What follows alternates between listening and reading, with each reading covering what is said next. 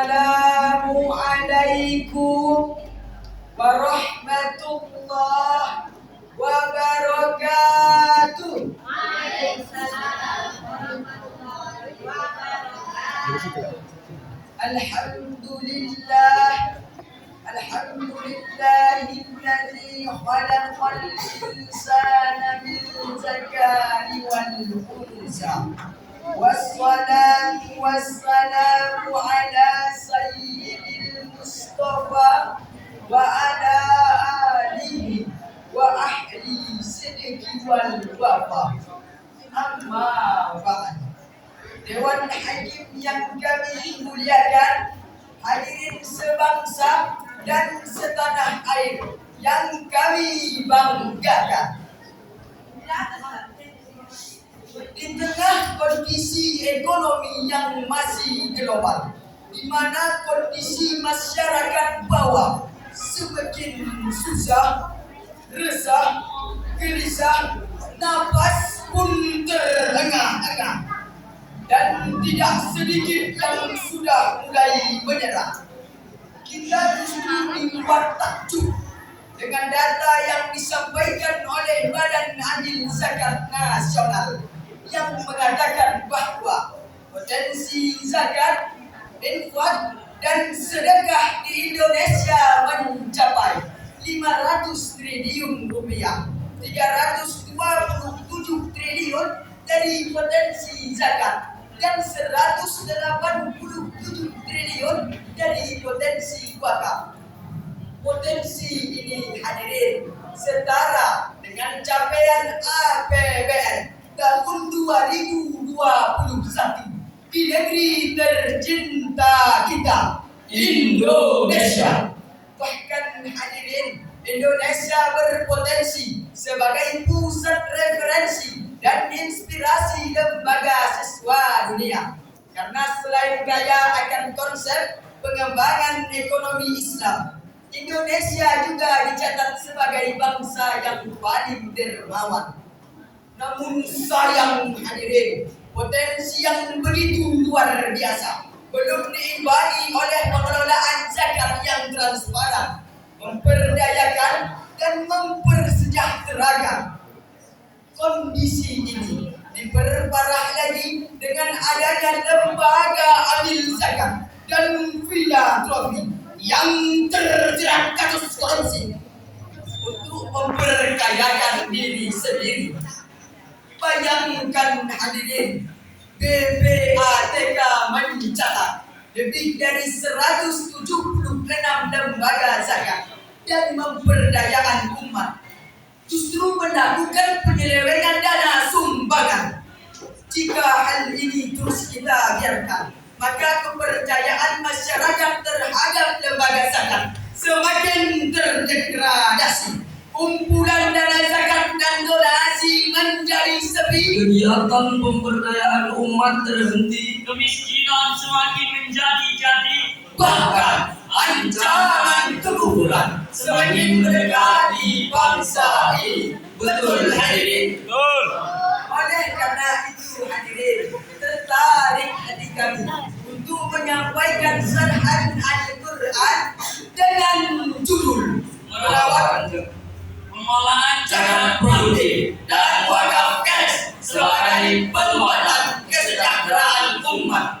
Sebagai landasan pertama, mari bersama-sama kita dengarkan firman Allah Ta'ala di dalam Al-Quran surah At-Taubah ayat 103 yang berbunyi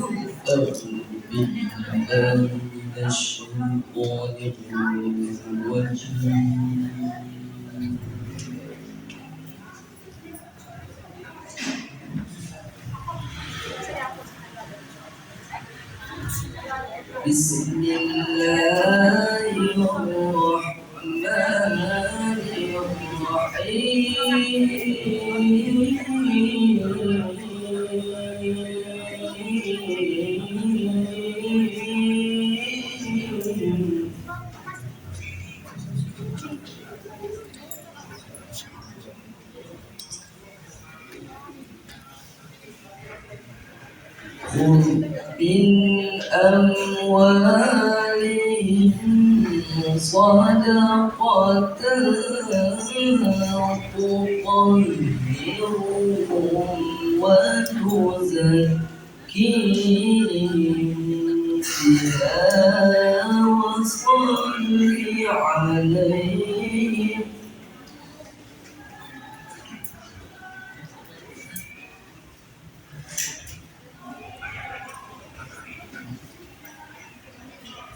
إن صلاتك سكن لهم والله سميع عليم.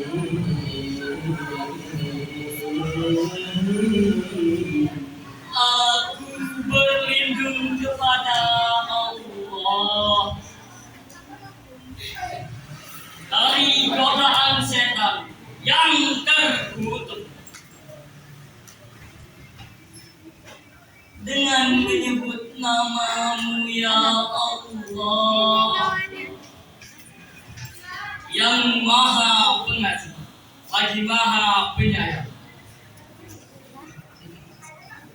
Ambillah zakat dari sebagian harta mereka. Dengan zakat itu, kamu dapat membersihkan dan mensucikan jiwa mereka. Dan berdoalah untuk mereka. Sesungguhnya, doamu itu dapat menjadi ketentraman jiwa mereka.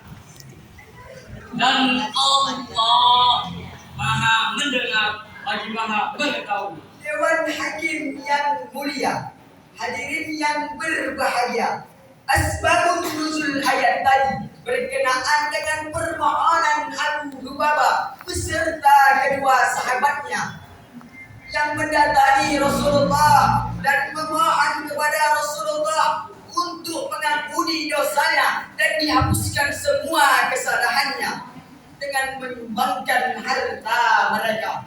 Namun ketika itu Rasulullah menolaknya dan mengatakan, aku tidak diperintahkan untuk mengambil harta kalian. Kemudian turunlah ayat ini. Kemudian Rasulullah memanggil para sahabat dan memperingati mereka dengan tegas agar tak sekali-kali mereka bangga dengan keturunan mereka. Alhamdulillah hadirin, sejarah umum memperdayakan masyarakat sudah banyak diupayakan untuk mewujudkan kesejahteraan. Namun sayang seribu sayang, fakta di lapangan menunjukkan bahwa angka kemiskinan terus melambung tinggi, Kelaparan masih menghantui, Gelandangan dan pengemis semakin banyak kita temui. bahkan kemiskinan menimbulkan frustasi hingga berujung bunuh diri. Sallallahu ala Muhammad. Wahai sang penguasa dan orang-orang kaya, tidakkah engkau melihat begitu banyak derita?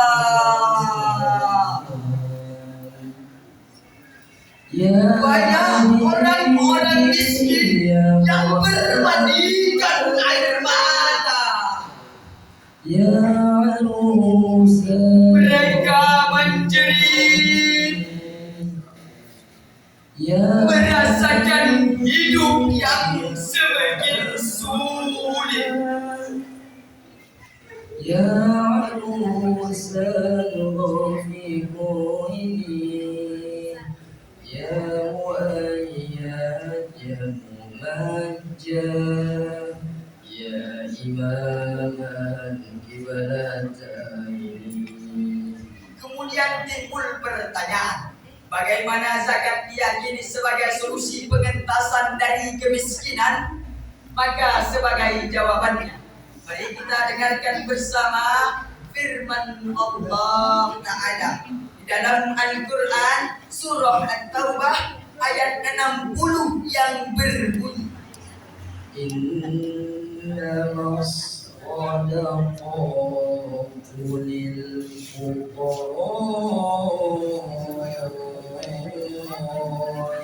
والمساكين والعاملين عليها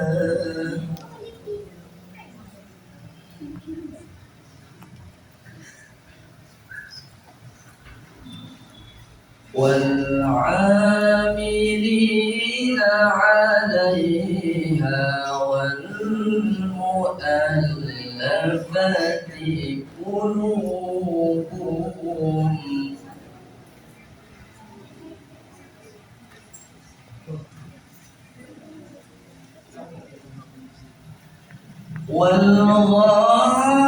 والغاملين وفي سبيل الله وابن السبيل فريضة من الله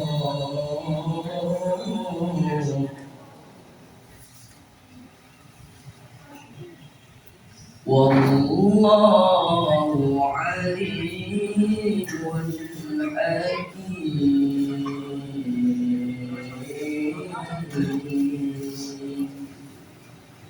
صدق الله العظيم. Sesungguhnya zakat itu hanyalah untuk orang-orang fakir, orang-orang miskin, amil zakat yang dibujuk hatinya, untuk memerdekakan budak, untuk membebaskan orang-orang yang berhutang di jalan Allah, dan orang yang sedang dalam perjalanan sebagai kewajiban dari Allah.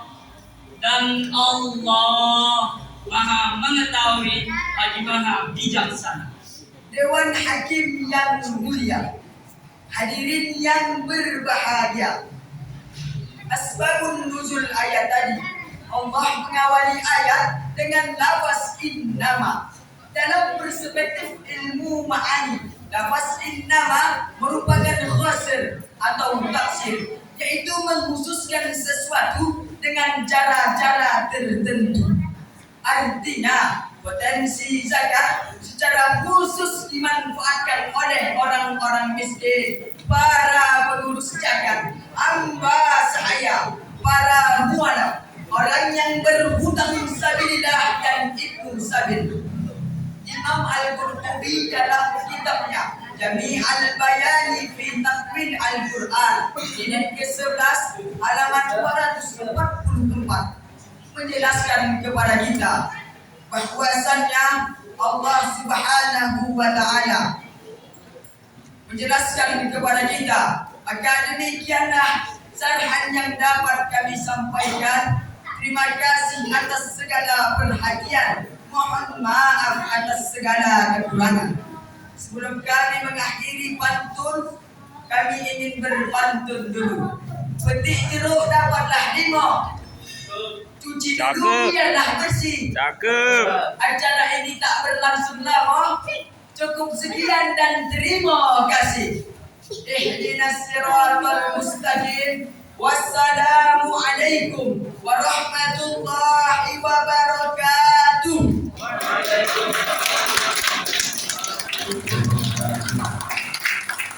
Baik, terima kasih saya ucapkan kepada pimpinan PB Persuluh.